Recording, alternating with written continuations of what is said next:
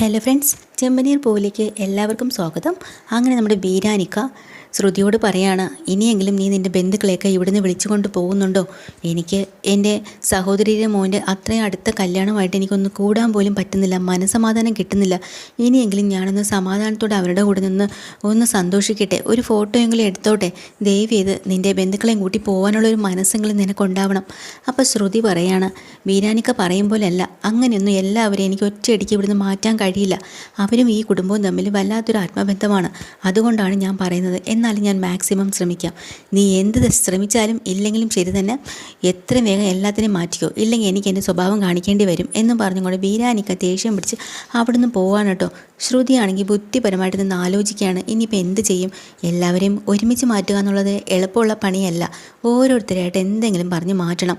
ആദ്യം തന്നെ നമ്മുടെ സുധീയുടെ അടുത്തേക്ക് പോവാണ് കേട്ടോ. സുധിയാണെങ്കിലും കഴിച്ച് വയറ് വീർത്തു, കുറച്ച് സമയം റെസ്റ്റ് എടുത്തു, എന്നിട്ട് വീണ്ടും വിശപ്പ്, ഇനി ഒന്നും കൂടെ പോയി കഴിക്കണമെന്നും പറഞ്ഞ് അവിടെ ഇരിക്കുകയാണ്. എന്നിട്ട് സ്വയം വിചാരിക്കുകയാണ്, ദൈവമേ എന്തുമാത്രം ഫുള്ളായിട്ടാണ് ഞാൻ കഴിച്ചത്, എന്നിട്ടും ഭയങ്കര ദഹനശക്തി എന്നല്ലോ, എനിക്ക് വിശന്നിട്ട് വയ്യ. ഇനി പോയി കഴിച്ചാൽ ആ സച്ചി വീണ്ടും എന്നെ കളിയാക്കോ, എന്തായാലും ഒന്നുകൂടെ കഴിക്കാം എന്നും പറഞ്ഞ് എണീക്കുമ്പോഴാണ് നമ്മൾ ശ്രുതി അങ്ങോട്ട് വരാട്ടോ. എന്നിട്ട് ശ്രുതിയോട് ചോദിക്കുന്നുണ്ട്, ശ്രുതി ഇതുവരെ പോയില്ലേ? ഞാൻ എങ്ങോട്ട് പോകാനാ? അതെ, നമുക്ക് ഓഫീസിലേക്ക് പോകണ്ടേ? അവിടെ പോയിട്ട് എന്തെടുക്കാൻ? ഇന്ന് ലീവല്ലേ, ലീവ് എടുത്ത് അടച്ചിട്ടല്ലേ വന്നിരിക്കണം. അതൊന്നും പറ്റത്തില്ല. ഞാൻ നിന്നോട് എന്താ പറഞ്ഞത്, പുതിയ ക്ലയൻറ്റ് വരും, എനിക്കിവിടുന്ന് വരാൻ എന്തായാലും പറ്റത്തില്ല. അതിന് പകരം ശ്രുതി അവിടെ എത്തുമെന്ന് ഞാൻ പറഞ്ഞിട്ടുണ്ട്, അതുകൊണ്ട് കടയിലേക്ക് ചെല്ല്. പിന്നെ എന്താ ശ്രുതി ഇങ്ങനെ? എന്നാ ശ്രുതി കൂടെ വാ. ഇവിടുന്ന് പെണ്ണിനെയും കൂട്ടി പോകുമ്പോൾ പെണ്ണ് ഇറങ്ങണതിന് മുമ്പ് ജസ്റ്റ് ഒന്ന് ടച്ചപ്പൊക്കെ ചെയ്യാനുണ്ട്, അതുകൊണ്ടാണ് എനിക്ക് വരാൻ പറ്റാത്തത്. തൽക്കാലം ഇപ്പോൾ ശ്രുതി ഓടിച്ചെല്ല്, ഇനി ഇവിടെ നിന്ന് കറങ്ങണ്ട, ഇനി നമുക്ക് അതിൻ്റെ ആവശ്യമില്ല, കല്യാണമൊക്കെ കഴിഞ്ഞല്ലോ എന്ന് പറഞ്ഞ് വഴക്ക് പറഞ്ഞ് ശ്രുതിനെ കടയിലേക്ക് പറഞ്ഞു വിടട്ടോ. മനസ്സില്ല മനസ്സോട് അയാൾ പോവാണ്. അപ്പോൾ ഇനി ഓരോരുത്തരായിട്ട് അങ്ങനെ അയക്കണമല്ലോ. ഇതേ സമയത്ത് തന്നെ നമ്മുടെ ബീരാനിക്ക് അവിടെ നിൽക്കുമ്പോൾ ബീരാനിക്കേര അളിയൻ വന്ന അളിയാന്ന് വിളിക്കാൻ കേട്ടോ. എന്നിട്ട് പറയുന്നുണ്ട്, അതെ, പെണ്ണിൻ്റെ ഭാഗത്തുനിന്ന് വന്ന ഏതോ രണ്ടുപേര് നമ്മുടെ ജീവനെ പാർട്ടിക്കാരൻ തല്ലിയെന്ന് ബീരാനിക്ക ചോദിക്കുന്നുണ്ട്. ആരാന്ന് എനിക്കറിയില്ല, തിരിച്ച് തല്ലാൻ ചാൻസ് ഉണ്ട്. പിന്നെ ശരിയാവില്ല ഇവിടെ ഇങ്ങനെ അങ്ങോട്ടും ഇങ്ങോട്ടും തല്ലായാലേ, കല്യാണ വീടല്ലേ. അപ്പോൾ ബീരാനിക്ക പറയാം, അതാരാ, നമുക്കൊന്ന് ചോദിച്ചാലോ. അപ്പോൾ ജീവനും കൂട്ടുകാരനോട് വന്നിട്ട് പറയാനുണ്ട്, അതെ, ഞങ്ങൾ എന്തായാലും തല്ലും, നിങ്ങൾ കൂടെ വാ, അവന് തിരിച്ചടിച്ചേ പറ്റുള്ളൂ എന്ന് ഒരേ വാശിയിൽ. ആരാ നിന്നെ അടിച്ചത് എന്ന് ബീരാനിക്ക ചോദിക്കുമ്പോൾ ജീവനാണെങ്കിൽ കൈ ചൂണ്ടി കാണിക്കാട്ടോ. ദൂരെ സച്ചിൻ നിൽക്കുന്ന കാണുമ്പോൾ തന്നെ ബീരാനിക്ക് കിട വിറയ്ക്കാൻ തുടങ്ങിയിട്ടുണ്ട്. അയ്യോ, നിങ്ങൾ എന്താ പറയണത്, അവിടെ ഒന്നും അടികൂടാനൊന്നും പോകണ്ട, അവിടെ നിൽക്കുക, അടങ്ങി നിൽക്കുമെന്ന് പറയാം. അപ്പോഴാണ് അശോകൻ അങ്ങോട്ട് വരുന്നുണ്ട്. എന്നിട്ട് ഇവരോട് പറയുന്നുണ്ട്, അതെ, നിന്നെ അവർ തല്ലെങ്കി കണക്കായിപ്പോയി. അപ്പോൾ എന്നിട്ട് ബീരാനിക്കയോടൊക്കെ വന്ന് പറയുന്നുണ്ട്, നിങ്ങളറിഞ്ഞോ ഇയാൾ എന്താ പറഞ്ഞെന്ന്? എൻ്റെ മോളെക്കുറിച്ച് മോശമായിട്ട് സംസാരിച്ചു, പെണ്ണും ചെറുക്കനോട് ഒളിച്ചോടി പോയെന്നും തിരിച്ചു വന്നത് ഗർഭിണിയായിട്ടാണെന്നും വയറ്റിലൊരു കൊച്ചുണ്ടെന്നും ഇനി എന്തിനാണ് കല്യാണം, ഒരു ചടങ്ങായിട്ട് ഇതിൻ്റെ ആവശ്യമുണ്ടോ എന്നൊക്കെ സംസാരിച്ചുകൊണ്ടിരിക്കുന്നത് കേട്ടിട്ടാണ് അവൻ തല്ലിയത്. മനസ്സിലായോ? അവൻ്റെ സ്വന്തം പെങ്ങളെക്കുറിച്ച് പറഞ്ഞാൽ അവൻ തല്ലാണ്ടിരിക്കുമോ? അവൻ ഒരെണ്ണോലെ തന്നോളൂ, വേറെ ആരെങ്കിലും ആണെങ്കിൽ നിന്നെ അടിച്ച് ശരിയാക്കിയേനെ എന്ന് നീ വിചാരിച്ചോ മതി.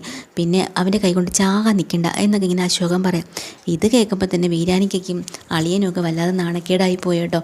ഇങ്ങനെയൊക്കെ പറയാൻ കൊള്ളാമോ? അയാളെ വിളിച്ച് മാറ്റി നിർത്തിയിട്ട് ചോദിക്കുന്നുണ്ട്, എടാ ജീവ, നീ ഇങ്ങനെയൊക്കെ പറഞ്ഞോ? ഞാൻ വെറുതെ ഒരു രസത്തിന് പറഞ്ഞതാ. അത് ശരി, ഇതാണല്ലേ രസം? അവൻ നിനക്ക് എത്ര അടിയാണ് തന്നത്? ഒരടി തന്നു എന്ന് പറഞ്ഞു. എന്നാൽ ഇതുകൂടെ പിടിച്ചോ എന്ന് പറഞ്ഞ് ബീരാനിക്കയും കൂടെ ഒരൊറ്റ അടിയും കൂടെ വെച്ച് കൊടുക്കുന്നുണ്ട് കേട്ടോ. അതോടെ അയാൾ ചമ്മി നാറിപ്പോയി. എന്നിട്ട് ബീരാനിക്ക പതുക്കെ അവിടെ നിന്ന് ചറുവാണ്, സച്ചിയുടെ മുമ്പിൽ പോയി പെട്ടാൽ പറ്റില്ലല്ലോ എന്നും പറഞ്ഞുകൊണ്ട്. അത് കഴിഞ്ഞിട്ട് നമ്മുടെ വർഷയും ശ്രീകാന്തും കൂടെ എല്ലാവരോടും യാത്ര പറഞ്ഞ് ടൂറ് പോവാണ് കേട്ടോ. എന്നപ്പോൾ ചന്ദ്ര പറയണം, ഒരുപാട് നേരമൊന്നും എടുക്കരുത്, പെട്ടെന്ന് വന്നേക്കണം, ഒരുപാട് സ്ഥലങ്ങളിലൊന്നും കറങ്ങാൻ നിൽക്കരുതെന്നൊക്കെ. അപ്പം തന്നെ രവീന്ദ്രൻ പറയാം, അവരെ ഹണിമൂൺ കപ്പിൾസാണ്, അവർ പോയി കറങ്ങിയിട്ടൊക്കെ വരട്ടെ, അല്ലാതെ നമ്മളെ പോലെയല്ല. അവരോടാണോ നീ പറയുന്നത് കറങ്ങാനൊന്നും പോകണ്ട, പെട്ടെന്ന് തിരിച്ചു വരാൻ? നീ ആൾ കൊള്ളാമല്ലോ എന്ന് പറഞ്ഞ് ചന്ദ്രയെ ശാസിക്കുക കേട്ടോ. അങ്ങനെ നമ്മുടെ വർഷയും ശ്രീകാന്തും കൂടെ എല്ലാവരോടും യാത്ര പറഞ്ഞ് ടൂർ പോവാം. അത് നമ്മുടെ ശ്രുതി ദൂരെ നിന്ന് കണ്ടിട്ട് സന്തോഷിക്കുക കേട്ടോ. ഇനി അടുത്ത ആളും പോയല്ലോ, ഇനി ആൻറ്റി അങ്കിളിനെ എങ്ങനെ പറഞ്ഞു വിടാൻ പറ്റും?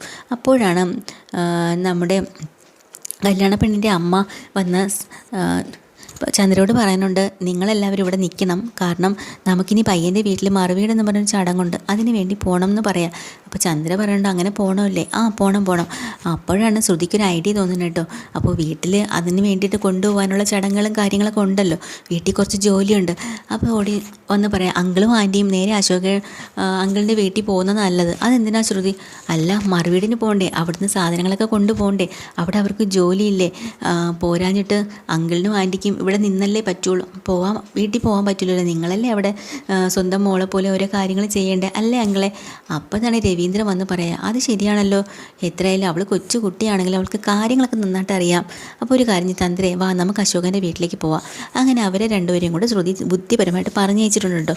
ഇനി അടുത്തെന്ന് പറഞ്ഞാൽ പ്രധാനപ്പെട്ട രണ്ടുപേരാണ്, സച്ചിയും രേവതിയും സച്ചി എങ്ങനെ കുറേ നേരം ആലോചിച്ചിട്ടോ. അവസാനം രേവതിനെ എങ്ങനെ പുറത്താക്കാൻ പറ്റും, ഇവരെ കാണുന്നില്ലല്ലോ എന്നും പറഞ്ഞ് ഊണുപുരയുടെ അങ്ങോട്ട് വരുമ്പോഴാണ് ആ ജീവനും പാർട്ടിയിൽ ഇരുന്ന് ആഹാരം കഴിച്ചുകൊണ്ടിരിക്കുകയാണ്. സച്ചി അടിച്ചില്ലേ അവന്മാർ, ഇത് തന്നെ നല്ലൊരു കാര്യമെന്നും പറഞ്ഞ് നേരെ നമ്മളെ രേവതിയെ വിളിച്ചുകൊണ്ട് പോയിട്ട് ശ്രുതി പറയാണ്, അതെ രേവതി, നീ സച്ചിയും കുളിച്ചുകൊണ്ട് വീട്ടിൽ പോകുന്നതാണ് നല്ലത്.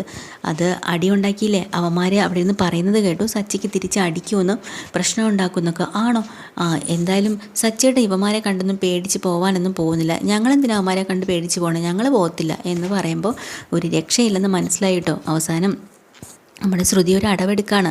എന്നിട്ട് രേവതിയോട് പറയണം, അതെ രേവതി, നീ ഒരു കാര്യം മനസ്സിലാക്കണം, ഇവിടുത്തെ പെണ്ണിൻ്റെ ചെറുക്കൻ്റെ കല്യാണം നടത്തിയത് പോലും സച്ചിയും രേവതി എന്നെല്ലാവരും പറയുന്നത്. നിങ്ങൾ തന്നെ ഈ കല്യാണം അലങ്കോലമാക്കിയെന്നും കൊണ്ടൊരു പേര് വന്നാൽ ആകെ നാണക്കേടായില്ലേ.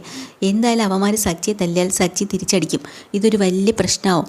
ഇവിടെ മണ്ഡപത്തിൽ ഒത്തിരി ആൾക്കാർ നിൽപ്പുണ്ട്, പോരാഞ്ഞിട്ട് അവന്മാർ ഇവിടെയുള്ള ആൾക്കാരാണ്, വലിയ ഗുണ്ടകളാണെന്നാണ് ഞാൻ അറിഞ്ഞത് ഇവിടുത്തെ സംസാരവും കാര്യങ്ങളൊക്കെ കേട്ടപ്പോൾ. അതെയോ, അതിനേക്കാളും നല്ലത് സച്ചിയെ പതിയെ ഇവിടുന്ന് മാറ്റുന്നതല്ലേ നല്ലത്, എന്തിനാ ഒരു പ്രശ്നത്തിന് നിൽക്കണേന്ന്. അപ്പോഴത്തേക്കിനും രേവതി പറയാം, അത് നീ പറഞ്ഞത് ശരി തന്നെ കേട്ടോ, ഞാനൊന്ന് സച്ചിയോട് സംസാരിക്കട്ടെ. അങ്ങനെ സച്ചിയോട് പോയി കാര്യം വരുമ്പോൾ സച്ചി പൊട്ടിച്ചിരിക്കാൻ കേട്ടോ.